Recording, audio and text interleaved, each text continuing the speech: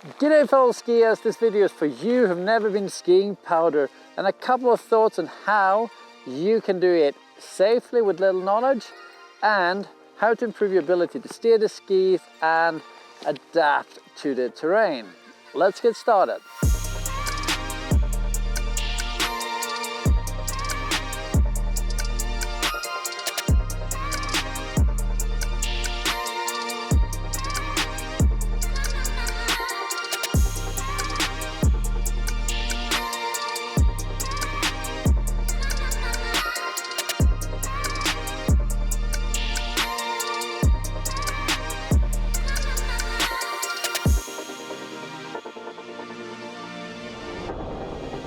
Skiing powder is one of the most amazing things you can do on skis, but it's kind of unique in a way that it looks so peaceful with the snow just laying there. It's hard to imagine how it could start sliding, create an avalanche and possibly kill you. Avalanches can occur on slopes that are steeper than 30 degrees typically, which isn't that steep. In special situations it can happen at less than that. So to be on flat slopes is good. You can use your phone's angle meter to learn how steep that is. Number one, and the best place for you to start practicing is on a ski slope where we've received some powder. That is a great, even the perfect practicing scenario, because you know it's going to be perfectly smooth underneath that powder. So you can just practice steering the skis through powder, which is tricky. Second place where you can try to ride some powder by yourself is on an avalanche controlled marked run. Here in Switzerland they're usually marked as a yellow run, and then you can ski safely a couple of meters on the right and the left side of these yellow markers. The number one skill you have to learn in order to ski the powder is to rotate or steer the feet where you want your skis to take you. You can lift your foot and try twisting it left and right, and it's gonna feel like that force is coming from like the ankle, but it really isn't. It comes from the hip socket. And with a strong hip socket, you can really steer the skis where you wanna go. An excellent way of practice this is with a classic drill, braquage or pivot slips.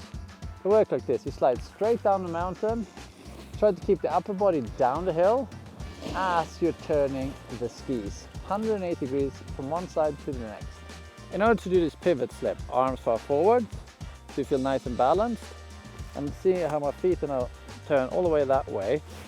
The hip is maybe that way, and then the chest is more or less straight down the hill. So if I now release the edges and twist them the other way, you'll see what's going to happen. It's a little off camber here, so again. Really feel also how the pressure shifts from one foot to the other to help aid this little drill. If you're not comfortable learning all this by yourself, or you just want to have an amazing trip to the Alps, join one of our ski technique camps, freeride camps or freestyle camps for adults, where grown-ups get to, in a nice team environment, improve their skills. Anyway, back to the tutorial.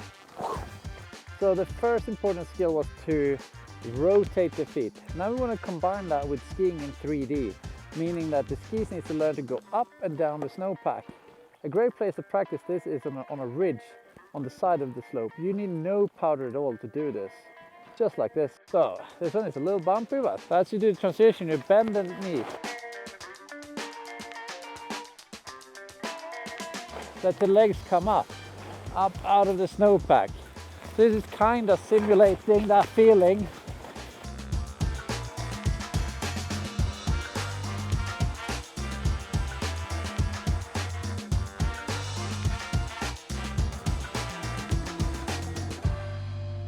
Those two areas you can enjoy powder skiing safely, even without so much knowledge. But in order to explore the whole mountain and the whole beauty of freeride skiing, I strongly urge you to check out any of the Avalanche courses in the description.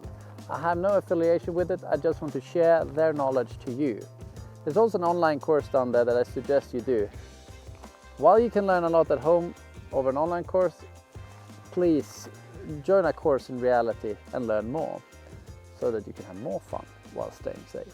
Now I ask you to have some imagination here, because I couldn't find these conditions today. But the perfect place to start practicing is a groomed slope with some powder on it, because that is the ideal practice situation. So let's imagine we got that here. This is what I want you to think about. Have a nice little pole plant, and really remember to steer those feet just like in the pivot slip before. You're gonna feel that the skis are harder to turn when they ski through powder, which I sadly don't have here right now. Once you've felt the rotation of the feet, I want you to start feeling a little bit of a float. If you can feel the skis floating up the snow in between the turns, that's a giant step forward to your first proper powder turns. Always check the Avalanche bulletin.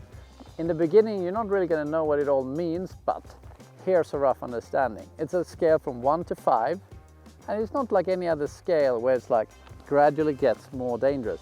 It gets exponentially more dangerous. From a 1, a small avalanche, to 5, massive. We talk about destroying a village. And actually, on the avalanche level 2 and 3, 80% of all deaths in the backcountry happen. So a 2 and a 3 are already serious, especially the 3. Like, you gotta be very careful then. Back to it again, do an avalanche course. All right, let's start skiing now. As I mentioned in ridge riding, when you ski powder, you gotta learn to ski in 3D, that you move up and down the snowpack. So let's isolate that right now and try to straight line the sweet powder field below me and do some pumping. When you pump in powder, I want it to be smooth, no jerky, weird kind of bounces, but like smoothly feel that when you pressure the snow and you compress the snow underneath your ski, it's gonna make you pop up. Part of that popping out of the snow is the whole body or the whole mass of you coming up, and some of it is just the legs coming up. So let's give that a try. Let's try pumping in this powder here. You just straight line in some powder, find a nice rhythm. Just pump up and down. You can look down on the skis, see them emerge from the snowpack. Oh no, I got stuck. I should have planned ahead. So under my jacket here, every responsible freeride skier has one of these. It's a transceiver. It transmits a signal and it can receive a signal. So if I would get buried below 2 meters of snow here, my friends could find me while using this device. So it's extremely important to know how to use this one, the probe and the shovel in order to save someone.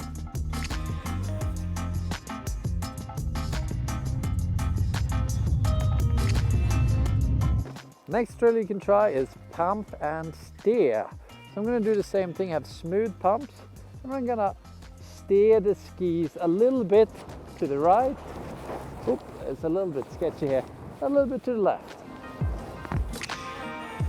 When you pump and steer, it's important that in the beginning you just steer like gently, that you don't close the turn, that you make it like a half circle. If you just have a pretty short arc length like such, then do the next one. It's easier to do the turns because you need to steer less. It's easy to have a controlled upper body that is pointing down the hill. And as you get better, you can close the turns more in order to reduce the speed you're traveling at. Speaking of speed, you gotta keep some while you're riding the powder. Speed really is your friend in the beginning, or kind of always.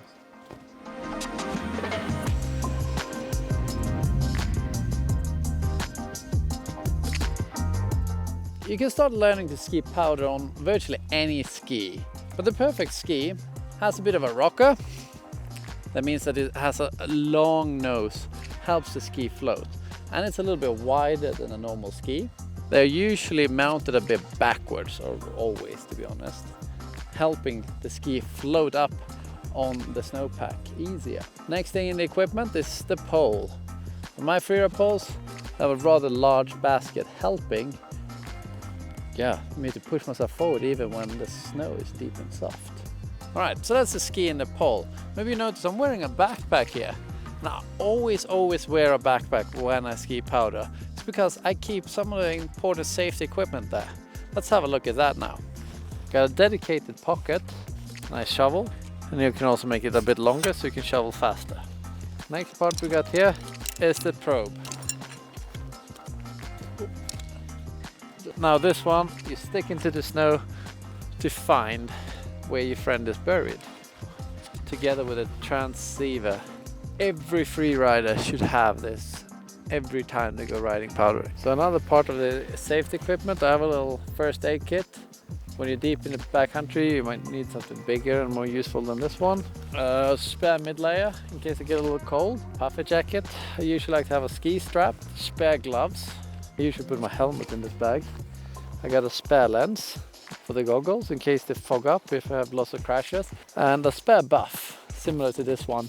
So when this one gets wet, it is wonderful to put a fresh one on. This one has gotten really wet. Half a liter of water, yeah, glove liners. And I like to have some sort of snacks in case I get like super hungry, like a bar or some nuts. The monoski. Once you feel comfortable, you feel the rhythm when you're pumping and turning, you're starting to get some flow in. You can imagine that your skis are a monoski. They are these weird creations from the 80s. They're like a snowboard, but you stand forwards on them. So it's kind of like a ski where they're attached together. So you can just ski with the feet close together so they sometimes touch each other and then relax. And it's going to make it easier to make the skis turn together. You'll have more even pressure on both feet so that you don't over pressure the outside foot so it sinks down too much. Drop it. Okay, let's see what the Carv data says.